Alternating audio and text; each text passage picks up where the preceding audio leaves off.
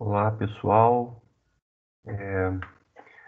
vou gravar um videozinho hoje para falar com vocês sobre EDOs separáveis, tendo em vista que naquele formulário que eu pedi para vocês preencherem, algumas pessoas relataram estar com um pouco mais de dificuldade na resolução dessas equações. Então eu decidi gravar um vídeo com um ou dois exemplos aqui para a gente abordar, e aí eu vou aproveitar também para falar sobre os intervalos de validade da solução de um PVI, ok? Então vamos lá. Primeiro, vamos para a caracterização das equações separáveis. Você pode caracterizar uma equação separável de diversas maneiras. Você pode escrevê-la como um produto da função f de x por uma função g de y, ou como um quociente f de x sobre g de y, ou ainda escrever gy vezes y' igual a um fx. Essa expressão em particular é bastante importante para a gente, porque é a partir dela que a gente vai conseguir resolver a EDO conforme eu vou mostrar no próximo slide. Então, a princípio, qualquer equação que possa ser escrita em uma dessas formas pode também ser escrita na outra. Claro que aí você deve tomar alguns cuidados, principalmente em se tratando desses denominadores, que precisa ser garantido para isso daqui só é verdade onde g de y for diferente de zero. Você poderia ter também g de y sobre f de x, né? E todas essas expressões, essas três maneiras aqui não são únicas, todas elas descrevem uma equação separável, certo? Então, uma vez que a equação separável pode ser escrita dessa forma, a maneira como nós vamos resolvê-la, a técnica de resolução da equação, não é nada sofisticada. Na verdade, basta você integrar essa equação em relação à variável livre, tá? Então, pegando a equação separável escrita dessa forma, a gente simplesmente integra essa identidade em relação à variável livre x na equação. E aqui, essa integral à esquerda, se nós fizermos essa mudança de variável, passando da variável de integração x para variável de integração y, eu tenho que o diferencial dy vai ser y' dx, que já aparece aqui. Então, essa integral em relação à variável x pode ser transformada nessa integral em relação à variável y. E aí o que você precisa fazer é efetivamente encontrar uma primitiva para a função g e encontrar uma primitiva para a função f. Tá? Então, do ponto de vista de técnica de resolução, não tem muita coisa. É basicamente integrar a equação separável. Que dificuldades que podem aparecer aqui? Podem aparecer as dificuldades relativas à integração, por exemplo, certo? Então, uma função que é mais complicada de ser integrada pode te dar um pouquinho mais de trabalho, mas nada além disso, ok? Vamos para um exemplo, então, para eu trabalhar essa questão das EDOs separáveis um pouquinho melhor com vocês. Então, eu quero determinar a solução de um problema de valor inicial, que é dado por essa EDO, adicionalmente dada essa condição inicial y de 0 igual a 1. A condição inicial só vai ser importante para a gente um pouquinho lá na frente. A primeira coisa é saber o seguinte: essa equação aqui é uma equação separável? Sim ou não? Tá? A gente precisa, então, identificá-la no formato de uma daquelas equações que eu coloquei lá agora há pouco. Eu vou, então, trabalhar com essa equação, eu vou reescrevê-la da seguinte forma. Essa parcela menos x que está aqui à esquerda, eu vou passar ela para a direita. Então, eu tenho y vezes a exponencial de menos x, y'. Eu estou trocando a notação, ó, dy dx, eu troquei por y' aqui, só para facilitar um pouco. E aí, então, agora eu posso pegar essa exponencial e passar dividindo para o lado direito. Exponencial de menos x, quando eu passo dividindo, vai ficar exponencial de x vezes x. E do lado esquerdo sobrou y vezes y'. O que eu faço agora? Então, primeiro, observe que isso está no formato num daqueles três formatos, no formato g de y vezes y' igual a f de x, e aqui eu já posso simplesmente integrar essa equação. Então, integrando essa equação em relação à variável livre x, o que eu tenho aqui é y vezes y' dx igual à integral da exponencial de x vezes x dx. Tá?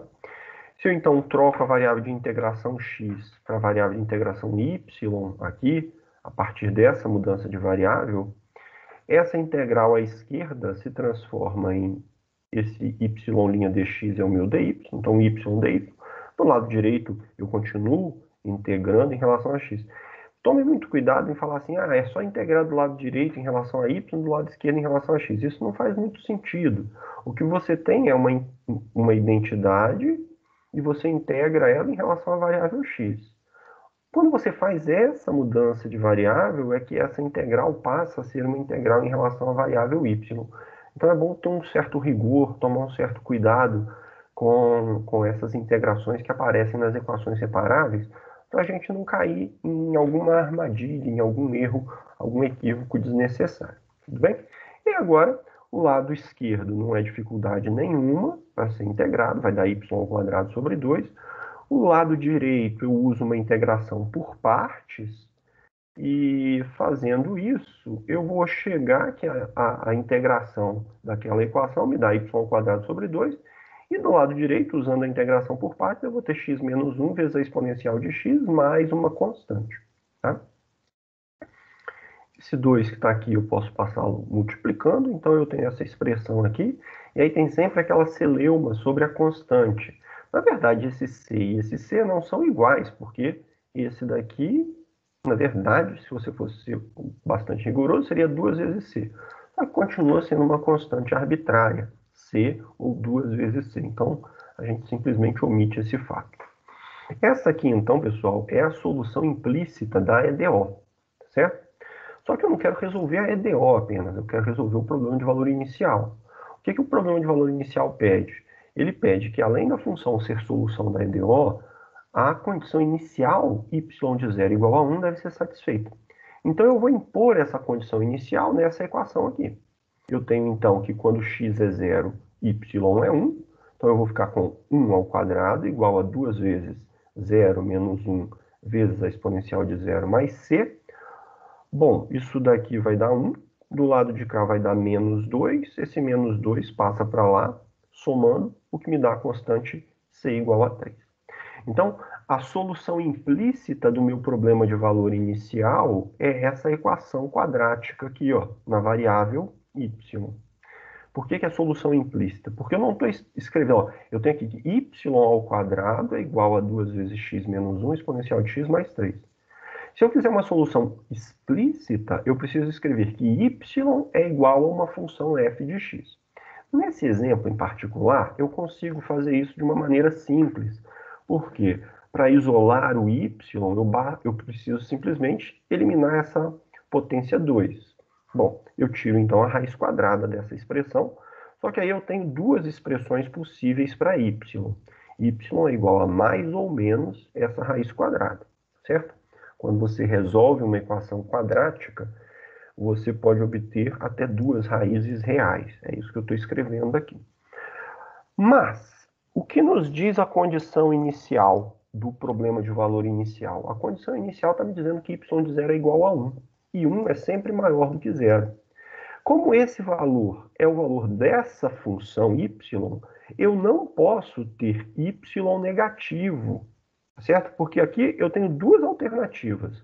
Ou y é mais raiz quadrada, portanto sempre positivo, ou y é menos a raiz quadrada, sempre negativo. Mas aí, como eu já sei que um valor da minha função é positivo, isso faz com que a solução explícita do meu problema de valor inicial seja dado por y igual a raiz quadrada de 2 vezes x menos 1 exponencial de x mais 3. Ok? Bom, então a gente resolveu o problema de valor inicial dado por uma equação separável. Ótimo. Aí uma outra coisa que surgiu ontem na nossa aula síncrona, ontem, dia 2 e 3, uma outra questão foi a questão do intervalo de validade de um problema de valor inicial. Primeira coisa, então, que eu quero ressaltar. Essa história de intervalo de validade é para problemas de valor inicial, não é para a solução de uma EDO, ok? Bom, então, o que é o intervalo de validade de um PVI? O intervalo de validade de um PVI é o maior intervalo em que a função y, solução, e a sua derivada estão definidas e são contínuas. Além disso, esse intervalo deve conter a condição, o valor x da condição inicial, tá? Então, no nosso exemplo especificamente, Eu preciso que y e y' sejam funções contínuas. E a condição inicial é dada em x igual a zero, tá certo?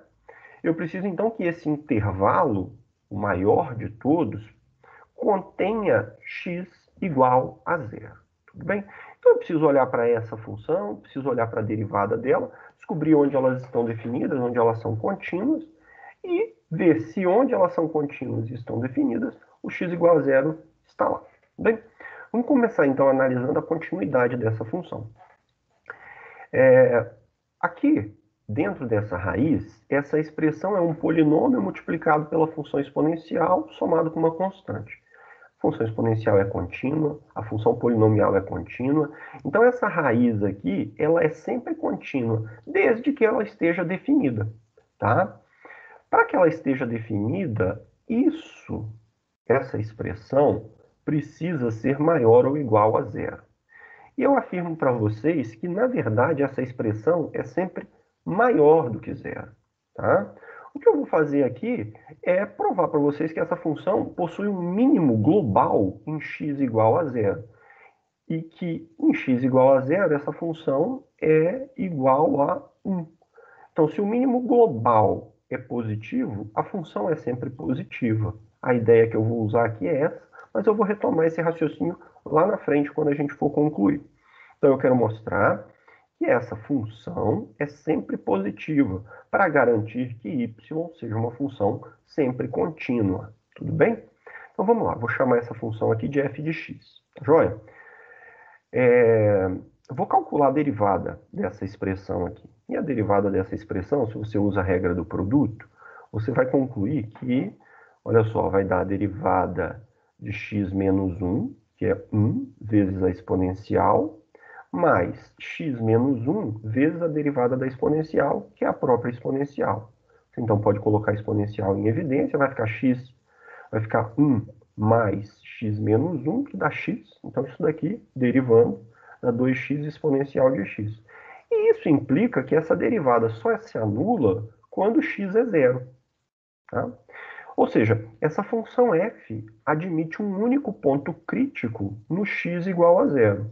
Os pontos críticos da função são aqueles pontos onde você pode ter um extremo local, ou seja, um máximo local ou um mínimo local. Como é que você descobre se um ponto crítico é máximo local ou mínimo local?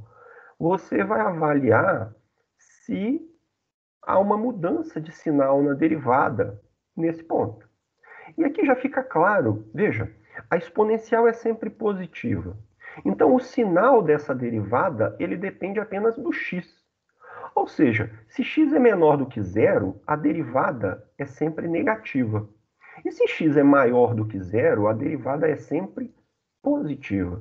Significa, então, que para valores de x menores do que zero, a sua função é sempre decrescente.